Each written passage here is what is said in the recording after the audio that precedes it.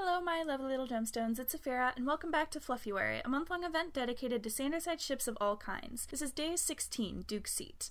The title is The Power of Imagination, and the summary: Remus goes to school one day and meets the new kid in his class. A quiet, shy boy with scars running along half of his face. With a little imagination, he helps him come out of his shell. Remus hated school. He hated riding the bus, he hated sitting at a desk for hours and hours, and he hated homework. The only part of school that he liked was recess. The playground area at school was small, but it was bordered by a line of trees that made for the perfect area to play. Every day he would race to the same spot, waiting for his brother and friends to join him from the other class. One day, Remus was walking down the hallway toward his classroom when he saw his teacher standing outside the door speaking to another woman. Beside her there was a kid that had scars running across the entire left side of his face and neck. He ducked behind the teacher to get into the classroom, and he overheard the kid's mother mention something about bullies and making friends as he passed them. Was this kid new to their class? It was the middle of the school year, though. Why would he come now rather than at the beginning of the year? Remus took a seat at his desk at the front of the class, trying to lean forward and peek around the doorframe as the rest of his classmates wandered around the classroom, talking to their friends. Then the bell rang, and there was a mad rush as everyone ran to their chairs and sat down, as their teacher walked into the classroom with the kid in tow. The students started to whisper before he hushed them, raising a hand to get their attention. Good morning, everyone. We have a new student joining us today. This is Ernest, and I hope everyone will welcome him into our class with open arms and help him catch up with his schoolwork. Can we do that? Yes, Mr. Thomas, chorused the class, and Ernest kept his eyes down the entire time.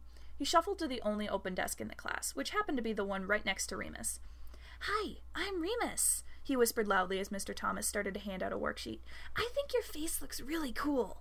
Ernest ducked his head, staring at his hands. Remus opened his mouth to whisper again. Remus, we're in class now, Mr. Thomas scolded lightly as he came around, tapping his finger to his lips in a hushed gesture, and Remus pouted. He kept his mouth shut, though, especially since Ernest hadn't even reacted to his whispers. Was he deaf, or just ignoring him? He kept looking over at the new kid the entire morning, studying his face carefully. The scars on his face looked a lot like when Remus scraped his knees playing and healed over, but there was also a long, deep line that ran from the corner of his mouth to the edge of his jaw that looked like it was more of a cut. Remus wondered what happened to cause it. Was Ernest actually a secret spy and he'd gotten hurt on a mission? Or was he from another world and he'd been attacked by a vicious monster that he'd only barely escaped from? His eyes were different as well. The one on the left was cloudy and unfocused, and not the same color as his right eye. Was that so he could see into another dimension? Or did it contain magical power that he could only use when he said his magic words? By the time the bell rang for recess, Remus was practically bouncing in his seat from excitement. He couldn't wait to tell the others about the new kid in his class. So when that bell rang, he raced out of the classroom and to their spot under the biggest tree, waiting for Roman, Patton, and Valentine to join him. It took a couple minutes for the other class to come out into the yard, and every second was torture for the impatient kid. You guys are late, he shouted at the three of them as they approached. I've been waiting forever. Roman stuck his tongue out at him, shoving him back. It's not our fault. We were playing a game and we had to put everything away. Remus rolled his eyes, waving his hand. Whatever, I don't care. Something exciting happened today. There's a new kid in my class and he's super cool. Really? Valentine tilted his head, and Remus nodded. Yeah, he's totally from another world. I just know it. Patton furrowed an eyebrow. What do you mean, from another world? I mean that he's totally got magic. One of his eyes is different, and he's got all kinds of marks on his face, and it just has to be because he's a hero from another world who got sent here on a mission. Roman looked excited, but Patton and Valentine didn't seem to understand what Remus was talking about, because they both had worried looks on their faces. Remus, can you show us who you're talking about? Valentine asked, looking out over the playground. Remus raised an eyebrow, but he turned and started searching for his new classmate. I don't see him, Remus mumbled, running over to the slides and climbing up one of them to get a better view of the yard. His friends followed him, though Patton and Valentine climbed up the ladder rather than scrambling up the slide. Oh, wait, I found him! He pointed, and the other three piled on themselves to see where he was looking. Ernest was sitting up against the brick wall of the school, his head down as he read a book. Patton gasped, and he grabbed Remus's arm, yanking him back and down so they were crouching. Remus, you didn't say any of those things to his face, did you? Huh? Well, I told him that his face looked cool, he told them, and Valentine facepalmed as Patton shook his head. What? What's wrong? Remus felt a smack on the back of his head, and he whined as he looked up at his brother. What was that for? Because you're dumb, Roman told him, crouching down with the rest of them. Remus, you're so stupid sometimes. What did I do? Remus, I don't think he's from another world, like you said, Valentine ventured slowly. Those scars are probably from an accident he was in. He probably thought you were making fun of him when you said that, Patton explained, and Remus blinked. But I wasn't. I really think it looks cool. Roman dragged a hand down his face, huffing in frustration. Valentine crawled forward, pushing him towards the slide. You should go apologize to him. But I didn't! His brother rolled his eyes and forcefully pulled him down the slides, and then to his feet when Remus landed awkwardly. Come on, let's go tell him that you're dumb, and then see if he wants to play with us. Remus grumbled, but he followed his brother over to where Ernest was sitting. The kid didn't look up when they approached, although he did notice that his shoulders seemed to tighten when Roman cast a shadow over him. Hi, you're Ernest, right? My brother said something mean earlier to you, and he wanted to apologize. Remus growled as Roman elbowed him in the ribs, and he looked over at his classmate and saw that he had curled up tightly, avoiding looking at either of them. Remus blinked, crouching down so he was more on level with him. I have a question. Are you secretly from another world? Remus! Roman exclaimed, but Ernest actually raised his head and stared at Remus curiously. What?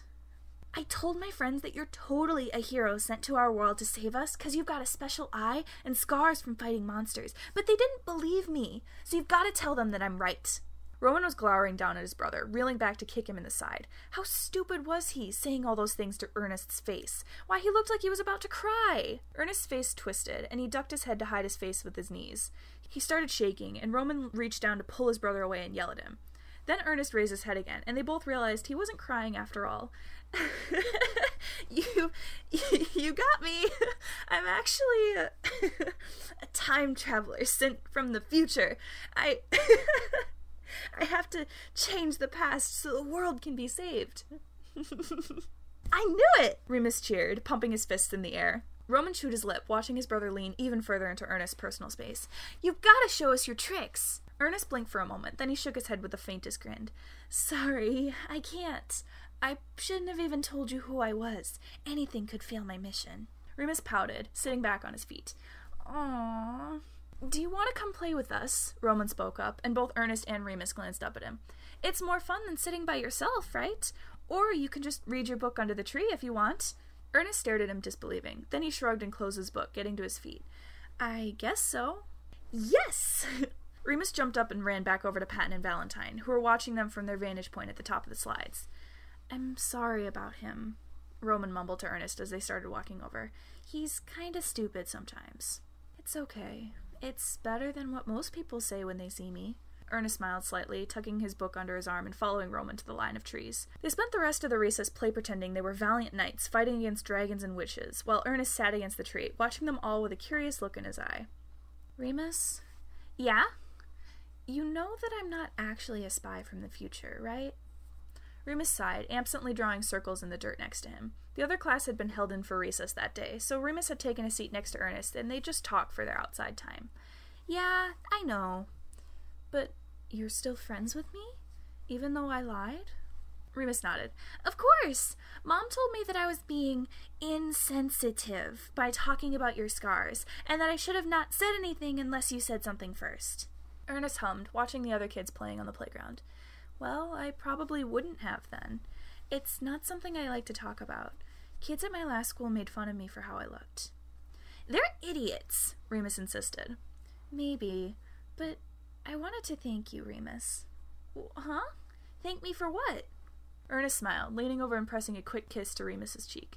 Just for being yourself. Then the bell rang, and Ernest stood up to go back inside. Remus lagged behind, touching his cheek lightly with his fingertips and grinning like a maniac. Maybe Ernest wasn't from the future like he'd said, but as far as Remus was concerned, he was definitely an angel sent straight from heaven. Thank you all so much for listening. Make sure to like, comment, and subscribe to make sure you don't miss the rest of this series. If you like my writing and you want to hear more, you can check out the other videos on my channel, or my AO3 link is in the description if you'd like to read them for yourself. See you next time!